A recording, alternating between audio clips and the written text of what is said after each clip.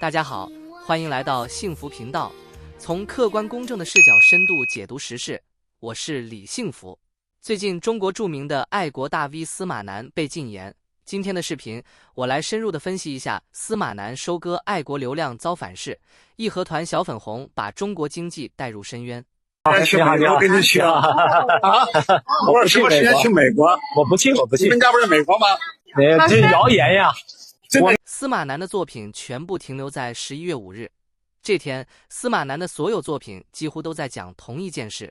赌特朗普当选，并称自己是特朗普，竞选美国总统北京后援团办公室副主任。但是令人奇怪的是，特朗普确实当选了。可司马南这个拥有超4000万粉丝的大 V 却选择沉默。香港南华早报星期六11月9日引述知情人士透露，有反美斗士之称的中国网络大 V 司马南据报被禁言，其社交媒体账户将禁止发帖1年，但没有解释被禁言原因。司马南被禁言并不是因为川普胜选而导致北京政府的政策动向有所松动，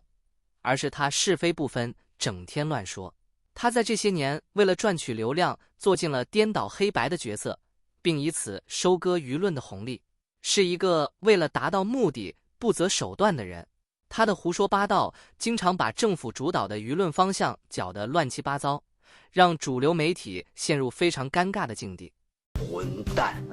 你姓赵吗？啊，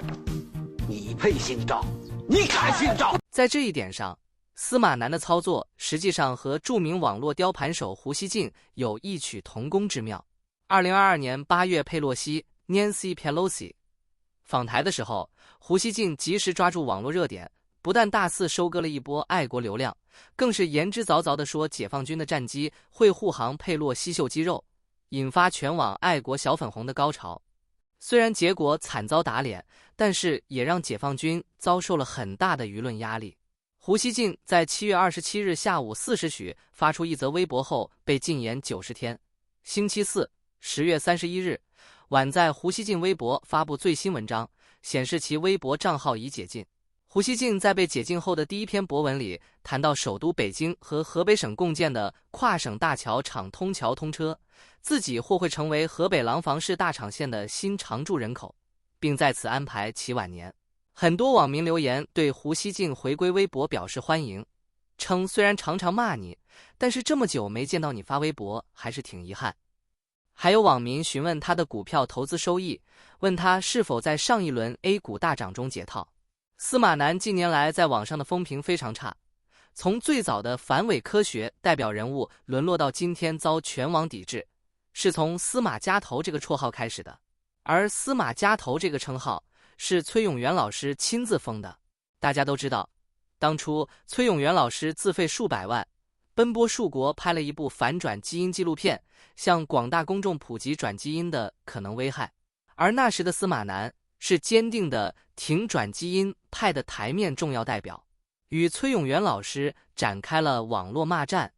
崔永元老师送了司马南一顶司马家头的帽子，意思是司马南的头被夹坏了，6个核桃都补不好了。凭借力挺转基因的立场，凭借不断打造的反美斗士人设，司马南将自己包装成了社会评论家、反美斗士、人民代言人、高级经济师等，疯狂收割爱国流量。为了利益，他打着爱国的旗号，对外反美，对内拉仇恨，利用网络大 V 的影响力炮轰民营企业，批评、诋毁莫言、张文宏等人，人为制造加深社会矛盾和对立，混淆视听，造成社会意识形态混乱。为了利益，不断地编造着谎言，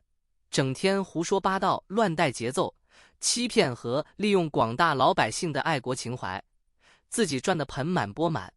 司马南口口声声把自己包装成爱国主义者，但实质上他只是一个流量表演爱国艺术家的演员。实际上反美是工作，去美是生活。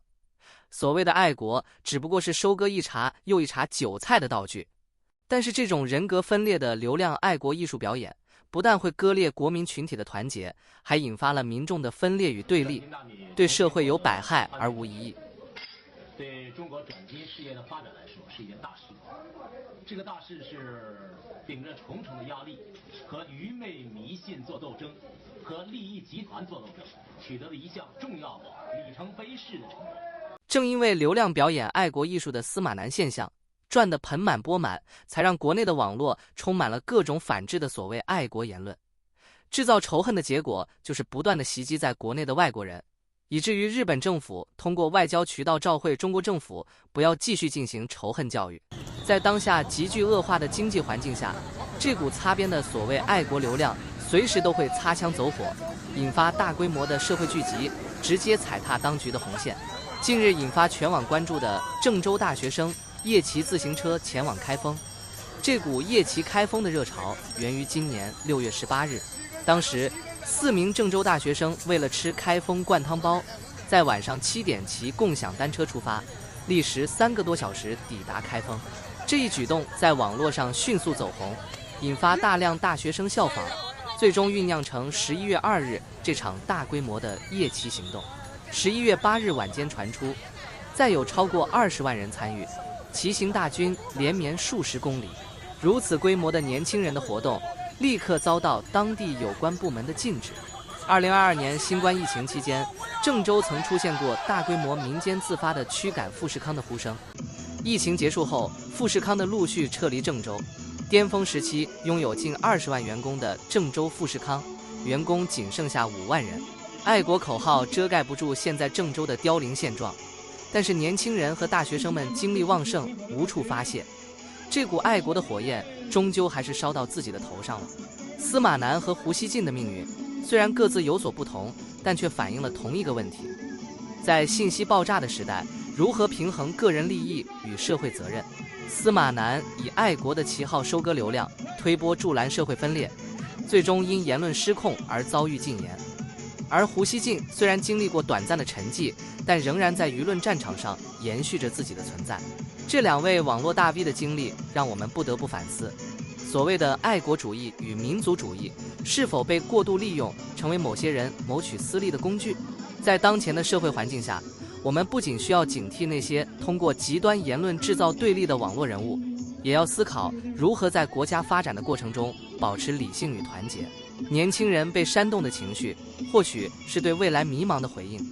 但这种情绪若被引导走向仇恨与极端，只会加剧社会的撕裂，而非带来真正的进步与希望。真正的爱国不是通过口号和虚假的演出来博取眼球，而是通过行动，通过理性，通过建设性的对话与努力，推动社会的进步与和谐。在这样一个复杂的时代，我们每个人都需要做出选择，是成为舆论的工具，还是成为推动社会向前发展的力量？感谢大家收看今天的节目，